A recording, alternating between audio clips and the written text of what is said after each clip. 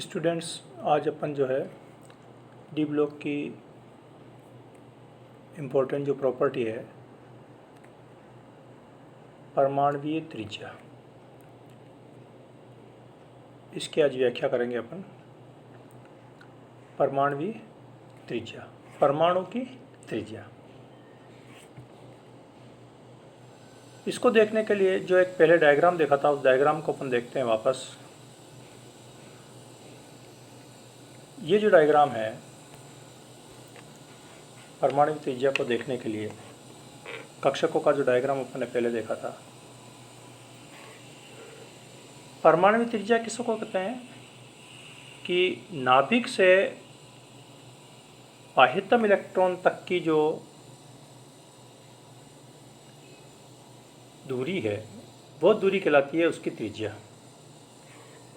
तो यहाँ पर अभी अंतिम इलेक्ट्रॉन कहाँ पर है अपने पास में? 4s के अंदर। तो नाभिक से लेकर के 4s तक की जो अपने पास में दूरी है ये कहलाएगी परमाणु त्रिज्या। अब ये दूरी तो हो गई फिक्स 4s तक की। अब अगला इलेक्ट्रॉन जा रहा है आपका अंदर वाले कक्षक में, जो ये अपने पास में ये 3D वाला है, यहाँ पर जा रहा है।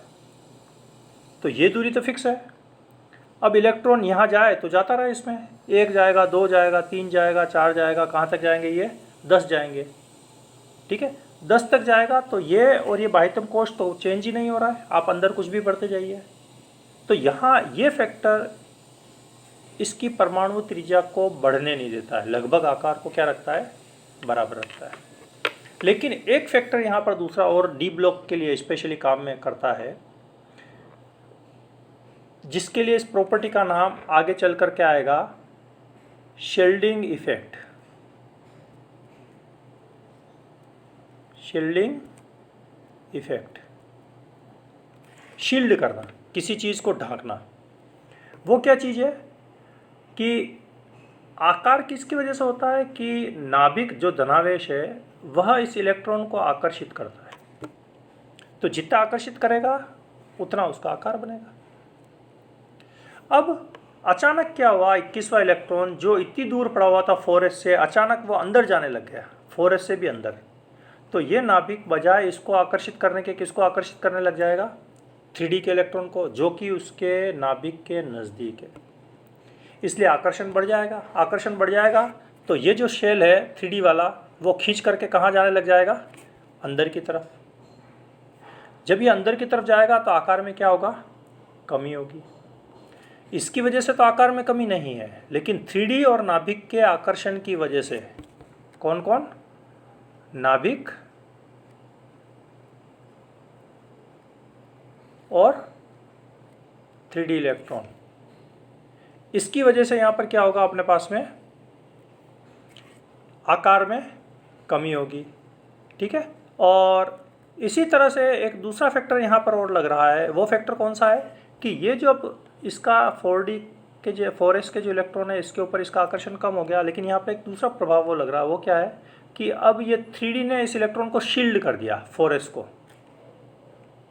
ठीक है, अब ये जो 3D का इलेक्ट्रॉन है, इस इलेक्ट्रॉन में और 4s के इलेक्ट्रॉन में, दोनों के इलेक्ट्रॉन में प्रतिकर्षण होता है। तो यह इस 4s के इलेक्ट्रॉन को क्या कर देता है? थोड़ा सा बाहर की तरफ फेंक देता है। कौन? 3D electron. 3D इलेक्ट्रॉन और 4s इलेक्ट्रॉन के बीच में क्या होता है? प्रतिकर्षण, जिसकी वजह से इलेक्ट्रॉन्स को क्या भेज देता है? बाहर भेज देता है। तो पहले फैक्टर से आकार कम हुआ, दूसरे फैक्टर से आकार बढ़ा। ये दोनों प्रभाव एक दूसरे को नष्ट कर देते हैं। इसलिए जो डी कक्षकों का परमाणुवीय आकार है वह लगभग क्या रहता है?